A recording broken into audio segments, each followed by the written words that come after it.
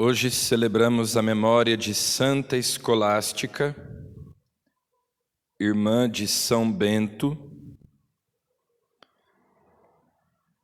e assim como ele, Santa Escolástica consagrou a Deus a sua vida na pobreza, obediência e castidade. Ao lado do irmão, ela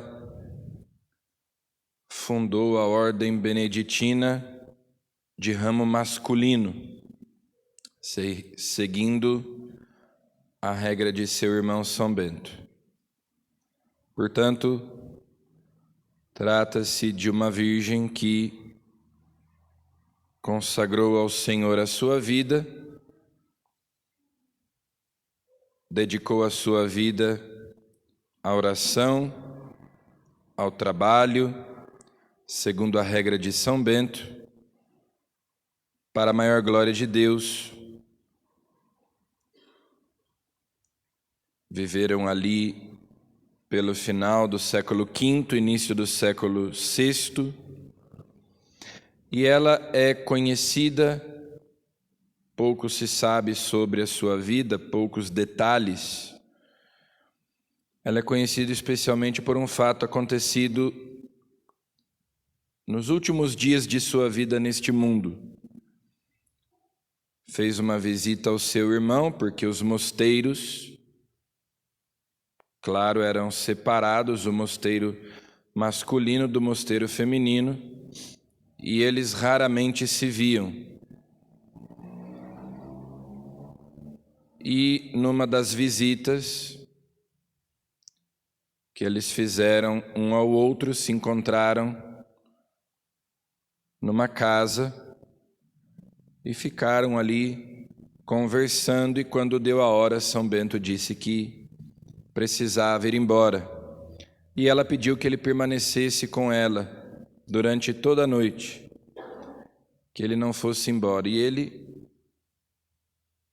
dizendo que iria embora, porque já estava na hora e era preciso voltar para o mosteiro, então ela faz uma prece e imediatamente cai uma tempestade que impossibilita São Bento de voltar para o mosteiro. E ele então diz: mas o que fizeste? E ela responde que pôde mais porque amou mais. Pediu a Deus aquela graça que ela recebeu como um sinal do seu amor. Pôde mais porque amou mais. Então, São Bento foi obrigado a permanecer ali com ela mais aquela noite, e nos dias seguintes ele soube da sua morte. Enquanto olhava pela janela, viu uma pomba que voava na direção do céu e entendeu que se tratava da alma de sua irmã. Pouco depois recebeu de fato a notícia da sua morte. Então, Santa Escolástica nos ensina que nós podemos muito diante de Deus se amamos muito, e que nós podemos ver e experimentar os sinais do amor de Deus na nossa vida, como inclusive nós rezamos na oração coleta da missa de hoje. Sermos capazes de ver os sinais do amor de Deus, essas delicadezas de Deus na nossa vida. Na primeira leitura de hoje, nós vemos esse triste relato da corrupção do coração de Salomão. Um homem tão sábio, que recebeu de Deus a sabedoria que ele pediu, seu coração se corrompe por causa de suas esposas, ou seja, por causa de más companhias, nós poderíamos dizer, aplicando isso à nossa vida. Bons amigos podem ser boas amizades, podem ser edificantes, nos aproximar de Deus, mas o contrário também é verdade. Contudo, no final das contas, a decisão é sempre nossa. Jesus também amou, escolheu, chamou Judas. Embora ele estivesse ali na companhia dos outros apóstolos, tomou o seu caminho. A liberdade humana tem desses mistérios. Apesar de recebermos de Deus muitas graças, nós podemos ainda assim nos voltar contra Ele. Por isso São Paulo faz aquela advertência: quem está de pé, cuidado para que não caia. Nós devemos estar sempre vigiando, porque embora Deus nos conceda tantos sinais do seu amor, tantas graças, ainda assim é possível que nós decidamos pelo mal. Então, por influência daquelas esposas estrangeiras, pagãs, Salomão vai se contaminando, vai se corrompendo com a idolatria, com o culto dos falsos deuses.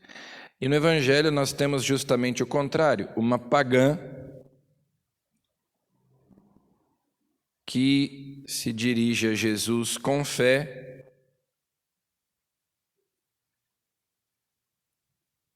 nascida na Fenícia da Síria, uma mulher sírio-fenícia, pede a Jesus com fé que expulse de sua filha o demônio, e Jesus lhe dá uma resposta que nós até estranhamos, com uma certa rispidez, porque de fato os judeus tratavam assim os não-judeus.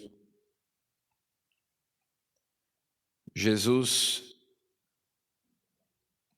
como que prova a fé daquela mulher diante de todos, para que todos vejam, e ela então dá uma resposta que deixa todos admirados. Até os cachorrinhos comem as migalhas que caem da mesa dos filhos.